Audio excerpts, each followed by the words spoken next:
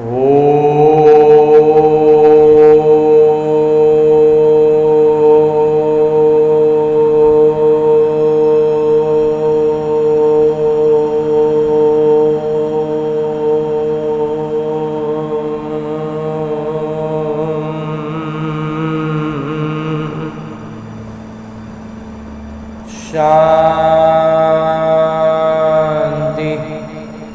ओम शांति।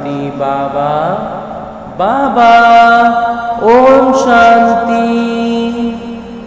आज 21 जुलाई 2023 की मुरली है। बाबा कह रहे, मीठे बच्चे, सारी सृष्टि के पालनकर्ता एक पिता हैं। वो कभी किसी की पालना लेते नहीं, सदा निराकार हैं। ये बात सिद्ध कर सबको समझाओ। और आगे मेरे पापा प्रश्न पूछ रहे हैं कि गॉडली स्टूडेंट की पहली मुख्य निशानी क्या है। हम ईश्वरीय छात्र हैं, इस बात की निशानी क्या है। तर बतलाते हैं मेरे बाबा कि ईश्वरीय छात्र कभी भी मुरली सुने बगैर रह नहीं सकते। उनको मुरली हर दिन सुनना ही है। वो ऐसे नहीं कहेंगे कि हमें मुरली सुनने की फुर्सत नहीं है। ये कभी नहीं होगा बाबा। जहां भी हैं बिंदुएं मंगाकर भी पढ़ेंगे। कितनी अथाह बिंदुएं चलती हैं। अगर मुरली नहीं सुनेंगे तो धारणा कैसे होगी। इसलिए ये पढ़ाई है, सुप्रीम शिक्षक पढ़ाने वाले हैं, तो बच्चों को मुरली कभी छोड़नी नहीं चाहिए। गीत है, तुम्हें पाके हमने जहां पा लिया है, जमी तो जमी आसमां पा लिया है। ओम शांति। अब आत्माएं पिता को जान गई हो। बच्चे जानते हैं कि एक ही शिव बाबा हैं, जिनको कोई भी सूक्ष्म व स्थूल शरीर नहीं मिलता है। ब्रह्मा विष्णु शंकर का भी सूक्ष्म शरीर दिखाते हैं, नाम भी है। बच्चे समझते हैं उनमें आत्मा है, सूक्ष्म शरीर है। इस समय तुम बच्चे त्रिलोकी नाथ बनते हो। लक्ष्मी नारायण को कोई त्रिलोकी नाथ नहीं कहेंगे। लक्ष्मी नारायण इन तीन लोक यानी मूल वतन, सूक्ष्म वतन और स्थूल वतन को नहीं जानते हैं। उस समय तो वो प्रारब्ध में रहते हैं। अभी हमें ना बाबा सारा ज्ञान दे रहे हैं। तो हर एक बात बुद्धि से निर्णय करनी है कि सही है या गलत है। सिर्फ जो सुना सत सत कहना, ये तो भक्ति मार्ग है। जो भी सुन रहे हैं उसको सत सत कह रहे हैं, ये तो भक्ति मार्ग हो गया। यहाँ तो अच्छी रीति समझना है। बरोबर ब्रह्मा विष्णु शंकर को सूक्ष्म शरीर है। सिर्फ एक ही शिव निराकार है। मंदिर तो उनके अनेक प्रकार के बने हुए हैं और नाम भी अनेक प्रकार के रख दिए हैं। ढेर मंदिर हैं जहाँ लिंग रखा जाता है। बॉम्बे में है, उसको बाबुरी नाथ कहते हैं। है तो एक शिव। विलायत आदि तरफ भी बहुत नाम रखे हुए हैं। अभी बच्चे जानते हैं कि हम तो आत्मा है और वो परमपिता परमात्मा हम बच्चों को समझा रहे हैं। नाम अलग अलग जगह पर क्षेत्र के हिसाब से अपने अपने हिसाब से नाम सब रखे हुए हैं। तीनों लोगों को ज्ञान दे रहे हैं। इस समय ही तुम त्रिलोकी नाथ हो, क्योंकि तुम सब जानते हो, तीनों लोगों को जानते हैं, तीनों कालों को जानते हैं। बाबा ने हमें सारा ज्ञान दिया है। जब तक कोई जाने नहीं तो नाथ बन कैसे सकते। बाबा हमें त्रिलोकी नाथ कह रहे हैं, तो जब तक ज्ञान देंगे नहीं तो फिर नाथ का टाइटल कैसे बाबा देंगे। तो सिर्फ ब्रह्मा की संतान ब्रह्मा ही त्रिलोकी नाथ है, जिनको तीनों लोकों का ज्ञान है। ज्ञानवान समृद्धवान पिता है। वो निराकार पिता हमको ज्ञान दे रहे हैं। कोई साकार मनुष्य को गॉड नहीं कहा जा सकता। यहाँ तो सर्वव्यापी कह देते हैं। सर्वव्यापी कहने से सब खत्म हो जाता, सब बात विचार सब वहीं खत्म। अभी तुम बच्चे समझ गए हो कि ईश्वरीय छात्र एक ही निराकार शिव हैं, जिसकी पालना भी नहीं होती है। और सभी की पालना होती है, और सभी को तो शिव बाबा ही पालते हैं, लेकिन उनकी पालना कोई कर नहीं सकता है।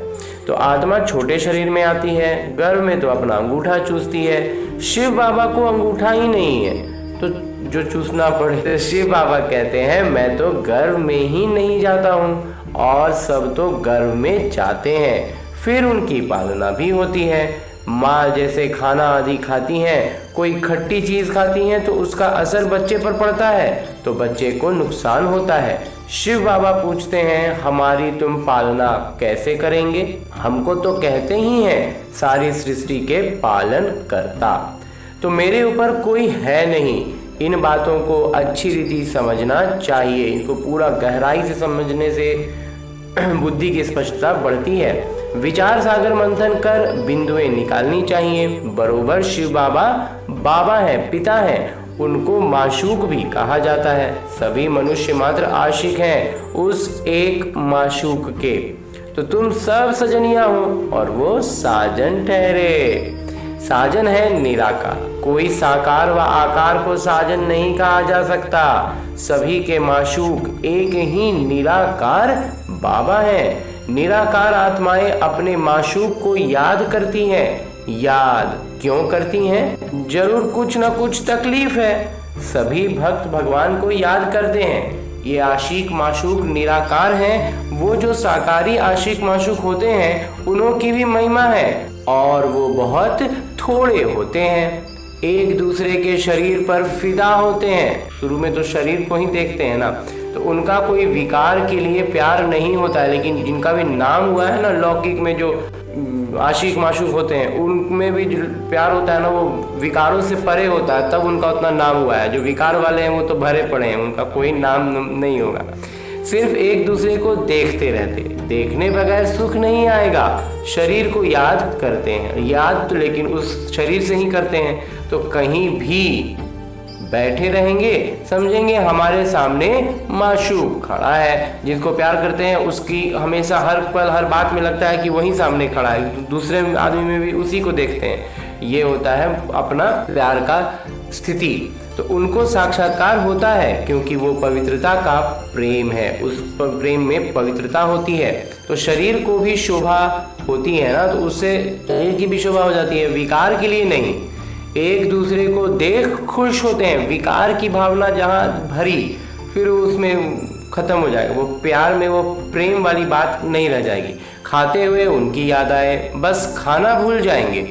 खाना खाएंगे तो उनकी याद, पानी पिएंगे तो उनकी याद, काम करेंगे तो उनकी याद। इस स्थिति में रहना, उनको ही देखते रहेंगे। वो भी थोड़े ही होते हैं और वो बहुत कम है। वैसे यहाँ तो सभी के सभी आशिक हैं उस माशूक शिव बाबा के, और यहाँ हम बच्चों को बाबा क्या बना रहे हैं? वही उसी स्तर का आशिक बनने के लिए कह रहे हैं अपने उस शिव बाबा के। परंतु कितने थोड़े सच्चे आशिक बनते हैं। अब बाबा कहते हैं कि बहुत थोड़े हैं जो उतना एकदम उच्च शिखर के ऐसे आशिक बच्चे बनते हैं, जो एकदम हर बात में हर चीज में उनको बस सिर्फ बाबा ही नजर आए, बाबा ही दिखाई पड़े, बाबा ही से ही हर काम हो, हर बात में बाबा जादू चले। ये ऐसे सच्चे आशिक बहुत थोड़े हैं जो पास विद ऑनर्स होते हैं। 8 दानों की कितनी महिमा है। वैसे दाने कितने हैं? 8। तो उन्हीं 8 की बाबा बात कर रहे हैं। तो जब भक्तों को भगवान मिले हैं तो उनको कितना याद करना चाहिए? बाबा कहते हैं बच्चे निरंतर मुझे याद करो, क्योंकि मेरे से तुमको बहुत सुख मिलता है। वो तो करके अल्पकाल का सुख मिल जाता है, आपस में बहुत प्रेम रहता है। ये फिर है बेहद के पिता से बेहद का प्रेम। तो बेहद का प्यार एक में रहता है। बच्चे जानते हैं कि उनका कोई शारीरिक नाम नहीं है। विष्णु के 2 रूप लक्ष्मी नारायण की जरूर साम्राज्य होगा। सतयुग आदि में लक्ष्मी नारायण का राज्य होगा तो जरूर प्रजा भी होगी।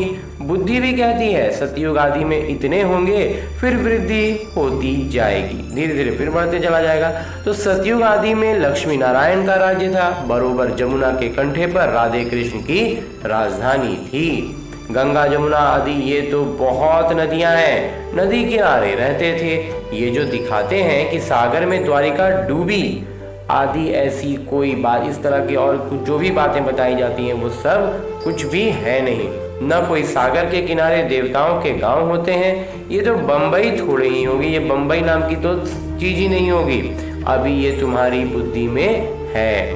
मोस्ट बिलीव्ड गॉड फादर, परम प्रिय परम पिता परमात्मा। क्राइस्ट को गॉड फादर नहीं कहेंगे, जानते हैं क्राइस्ट मैसेंजर है।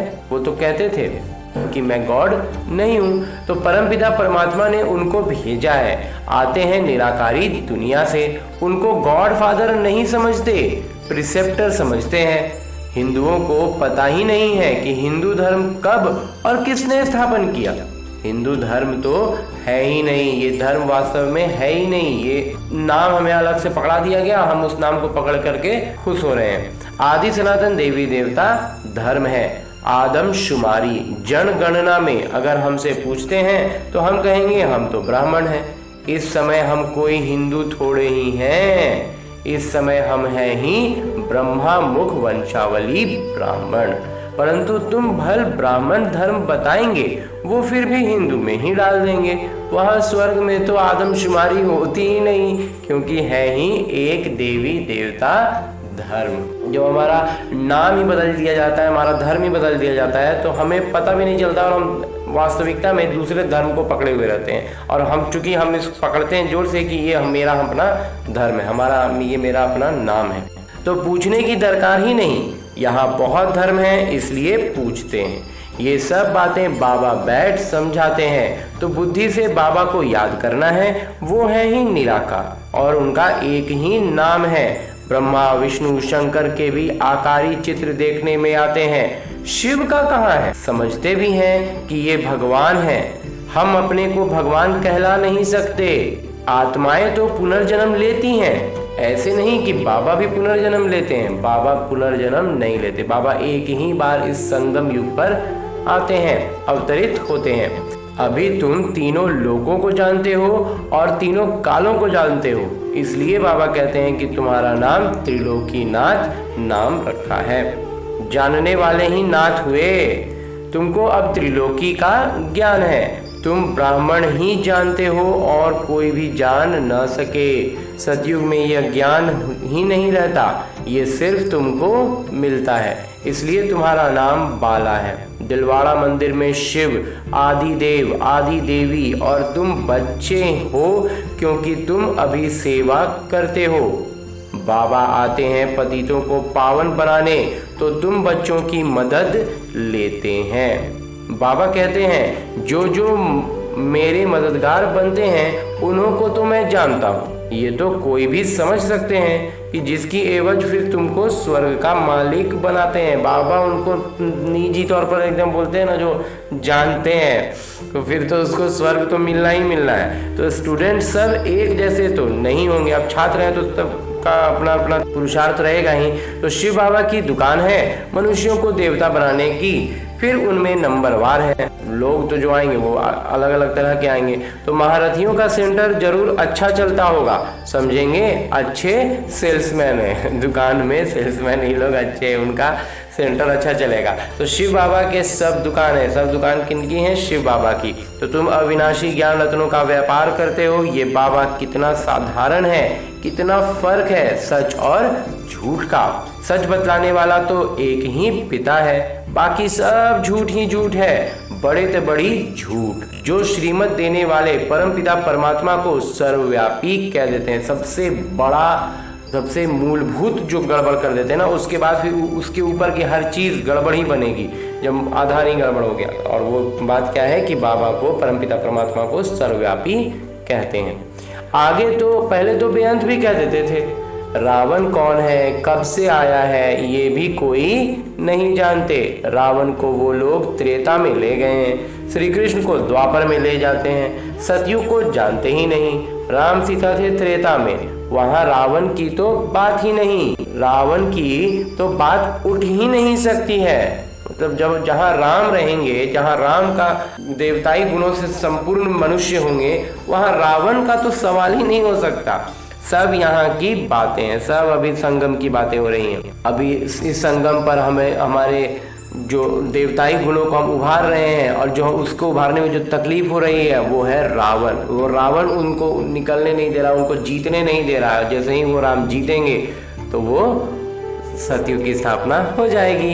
ये तो एक गपोड़ा लगा दिया है कि कोई को समझाओ तो फिर कह देते हैं कि इन बीके की कल्पना है।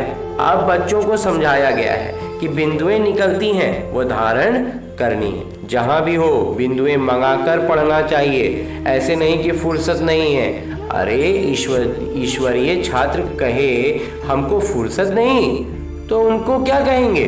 कोई को कैसे धारण करा सकेंगे जब खुद को मुरली सुनने का फुर्सत नहीं है तो फिर और किसी को क्या बतलाएंगे, कैसे धारणा करेंगे, जीवन में उसको अपनाएंगे कैसे? रोज मंथन करना है, रोज नई नई बिंदुएं मुरली में निकलनी ही है। तो इतनी अथाह बिंदुएं चलती हैं, वो अगर मुरली नहीं सुनेंगे अथवा नहीं पढ़ेंगे तो धारणा कैसे होगी? ये तो एजुकेशन है, ये तो पढ़ाई है। सर्वोच्च शिक्षक पढ़ाने वाले एक ही हैं। अगर मुरली नहीं सुनेंगे तो बिंदुएं सुना कैसे सकेंगे? बिंदु ही नहीं सुना पाएंगे, फिर समझ आ ही नहीं पाएंगे। देखो कि धीरे धीरे बुद्धि पर रावण हावी होने लगे अगर मुरली छूटते गया। ये तो बच्चे समझते हैं कि बाबा जन्म मरण रहित हैं, वो पुनर्जन्म नहीं लेते, परंतु उनकी जयंती मनाते हैं। ये तो शिव जयंती को भी खत्म करते जाते हैं। अब कौन बताए कि शिव का जन्म कैसे हुआ, क्या किया होगा? गीता में श्री कृष्ण का नाम डाला है, परंतु उसी रूप से तो आ ना सके। श्री कृष्ण को वैकुंठनाथ कहेंगे, त्रिलोकीनाथ नहीं। वो वैकुंठनाथ हैं, त्रिलोकीनाथ नहीं है। तो वैकुंठ अथवा स्वर्ग यहाँ ही था। श्री कृष्ण भी यहीं थे। राधे कृष्ण कोई भाई बहन नहीं थे, दोनों अलग अलग अपनी अपनी राजधानी में थे।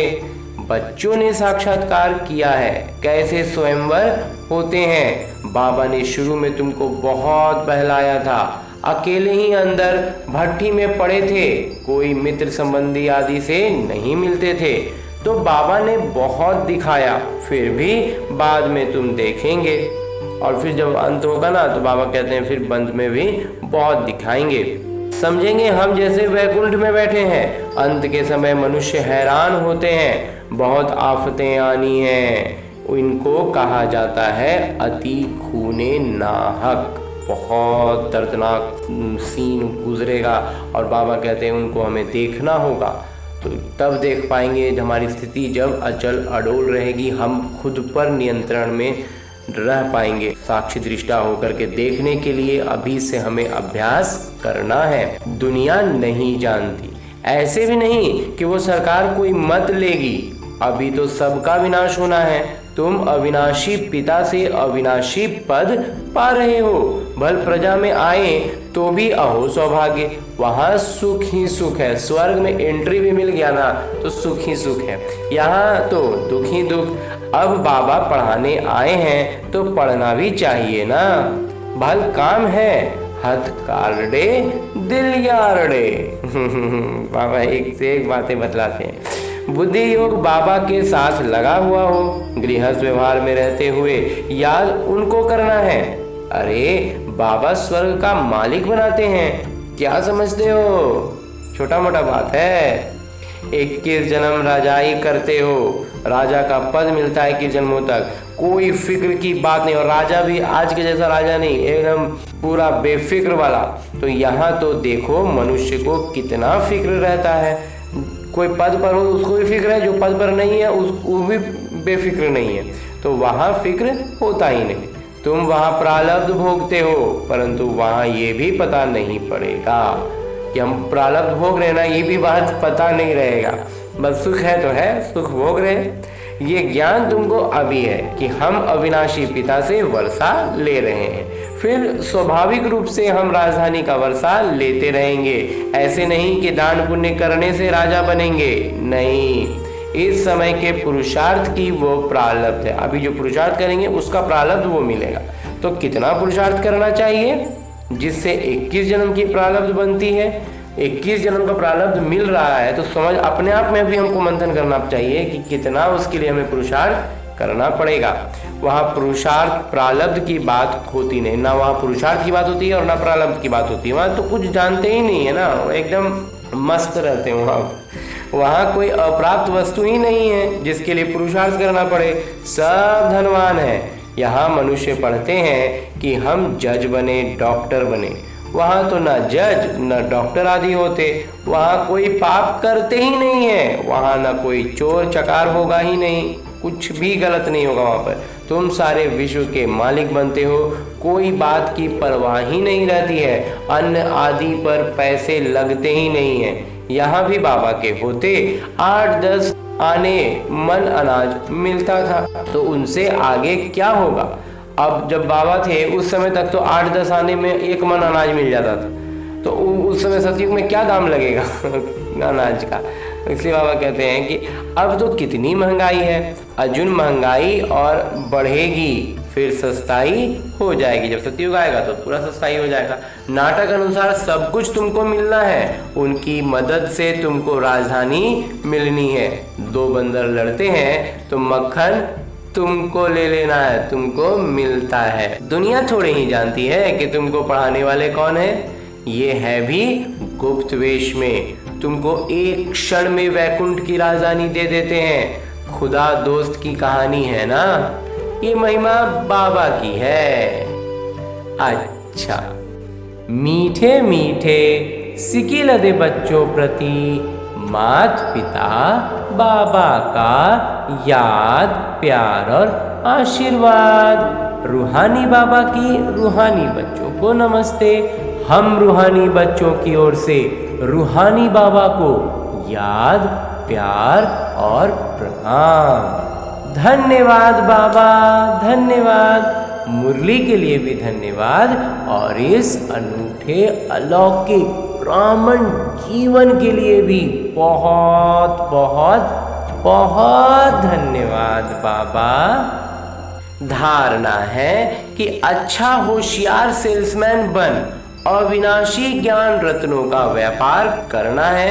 अविनाशी प्रारब्ध बनाने के लिए अपना बुद्धि योग एक पिता से लगाए रखना है और पास विद ऑनर होने के लिए सच्चा सच्चा आशिक बनना है। आज बाबा ने आशिक माशूक की बात करी, जिसमें आशिकी जो है वो एकदम चरम पर हो, तो हो जाएंगे सच्चे सच्चे। निरंतर एक माशूक की याद में रहना है। जब पूरी तरह से एकदम आशिकी में आ जाएंगे ना, बाबा के अलावा कुछ भी नहीं दिखेगा। कोई आदमी हो, कोई सामान हो, कोई जगह हो, जो भी काम कर रहे हो वहाँ पर लगे कि ये बाबा के हाथ से हो रहा है, ये बाबा करा दे रहे, ये बाबा का में हो रहा है। तो हमेशा बाबा का दिमाग में पूरा भरा रहेगा बातें। कुछ कोई कह रहा है तो लगेगा कि जैसे बाबा उससे कहलवा रहे हैं। तो इस तरह की जो आशिकी जब चरम पर चढ़ी रहेगी ना, तो हम बाबा के सच्चे सच्चे बच्चे हो जाएंगे। और आगे मेरे बाबा वरदान दे रहे हैं। वरदान देते हुए मेरे बाबा कहते हैं, सर्वशक्तिवान के साथी बन, सर्व के प्रति शुभ भावना रखने वाले, चिंतन व चिंता मुक्त भव। बाबा चिंतन से भी मुक्त करने के लिए हमें आशीर्वाद दे रहे हैं, वरदान दे रहे हैं। चिंतन से तो मुक्त कर, चिंता से तो मुक्त होने के लिए कहा ही जाता है, लेकिन बाबा चिंतन से भी मुक्त होने का वरदान दे रहे हैं। कई बच्चे चिंतन करते हैं कि फलाने की बीमारी ठीक हो जाए, बच्चा व पति ज्ञान में चला आए, धंधा ठीक हो जाए, इस तरह की लौकिक इच्छाएं बहुत करते रहते हैं। ये भावना तो अच्छी है, लेकिन आपकी ये चाहतें पूर्ण तब होंगी जब स्वयं हल्के हो, बाबा से शक्ति लेंगे। हमारी दुआओं में, हमारी बातों में भारीपन, वो वजन तब आएगा जब हम बाबा की याद में रहेंगे। कहते हैं ना, बाबा की याद में रह करके हम हल्के हो जाएंगे और हमारी बातों में, हमारी चाहत में, संकल्प है उसमें वजन बढ़ता जाएगा, शक्ति बढ़ती जाएगी। इसके लिए बुद्धि रूपी बर्तन खाली चाहिए। पहले का जो कचरा भरा हुआ है ना, उसको हटाना है, ज्ञान रूपी माखन से उसको भरना है। सभी का कल्याण चाहते हो तो स्वयं शक्ति रूप बन, सर्वशक्तिवान के साथी बन, शुभ भावना रख, चलते चलो। चिंतन व चिंता मुक्त बनो, बंधन में नहीं फंसो, किसी भी तरह का बंधन में नहीं फंसना है। और अंत में स्लोगन है, मुरली का उपदेश है कि जो प्रश्नों से पार रहते हैं वही सदा प्रसन्न चित्त रहते हैं। जो प्रश्नों से ऊपर रह पाएंगे ना वही प्रसन्न चित्त रहेंगे। बहुत बहुत धन्यवाद बाबा। अच्छा, ओम शांति बाबा।